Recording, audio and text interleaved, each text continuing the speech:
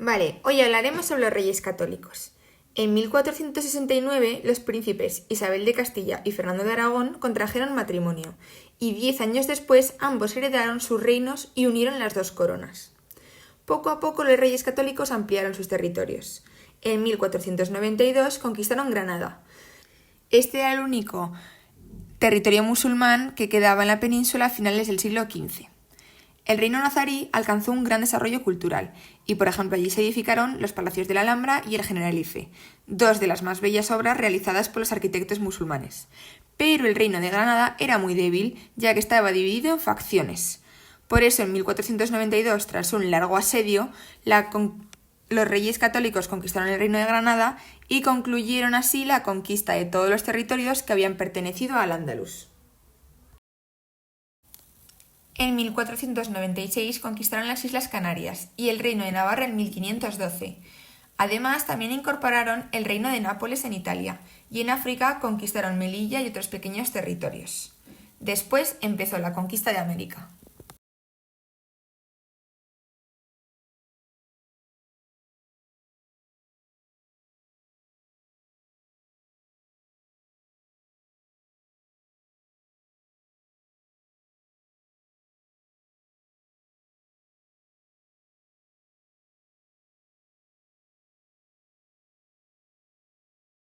Ahora vamos a comentar otros hechos importantes durante el reinado de los Reyes Católicos. Estos reyes emprendieron una serie de reformas con el fin de reforzar su poder y organizar sus territorios.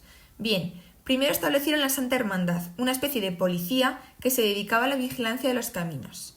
Después nombraron corregidores, que eran los funcionarios que representaban a los reyes en cada municipio y velaban por que se cumplieran sus órdenes. Por otro lado, también nombraron virreyes, que representaban a los reyes en cada uno de sus territorios. Después organizaron un ejército profesional y moderno, formado por soldados de infantería, artillería y caballería.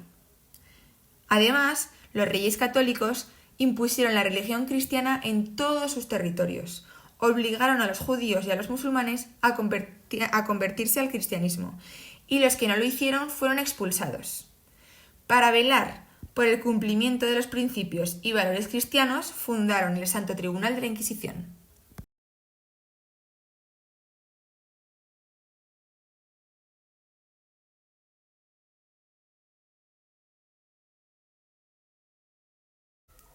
Tras la muerte de Isabel la Católica, Fernando el Católico se volvió a casar con Germana de Foix.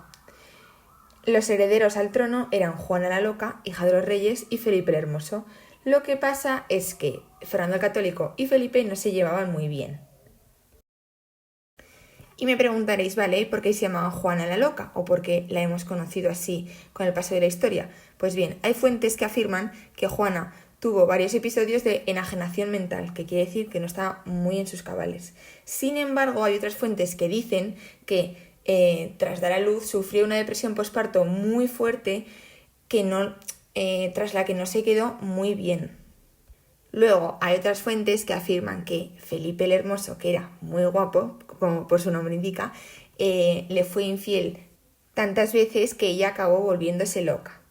Sea cual sea la razón de la salud mental de Juana, lo que pasó fue que nadie confió en ella. Su padre no confió en ella para que fuera reina, ya que el que reinó, el que fue proclamado rey fue Felipe Hermoso, aunque no le duró mucho.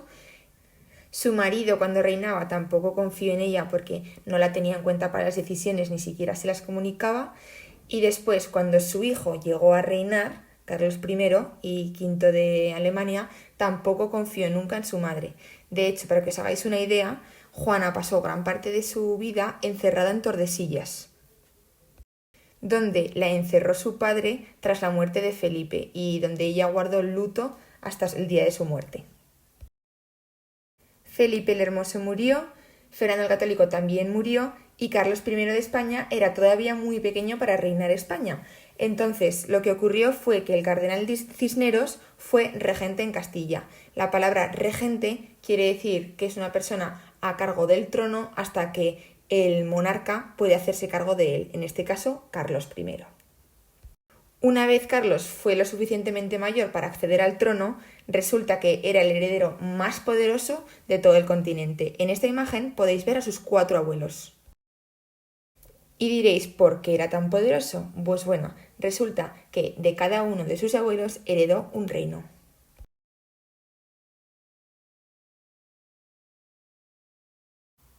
Efectivamente, alumnos de sexto, de mis abuelos maternos, los reyes católicos, heredé los territorios españoles y todas sus posiciones en Italia, América y norte de África.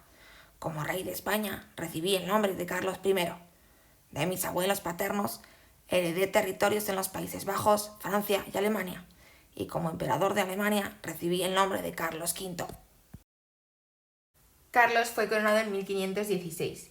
Desconocía las lenguas y las costumbres del país, pero se rodeó de consejeros extranjeros para que le ayudaran a gobernar, y estos subieron los impuestos. Estos hechos provocaron dos rebeliones, las comunidades en Castilla y las germanías en Valencia. Consiguió sofocar ambas, y desde entonces nombró consejeros españoles. Carlos I mantuvo guerras contra Francia, porque quería ocupar el norte de Italia, contra los protestantes alemanes, en defensa del catolicismo, y contra los turcos, que querían controlar territorios alrededor del mar Mediterráneo. Por cierto, Carlos se casó con Isabel de Portugal, que era su prima hermana, y tuvieron 5 hijos, aunque no todos llegaron a la edad adulta. El mayor, Felipe, fue quien acabaría siendo rey, Felipe II.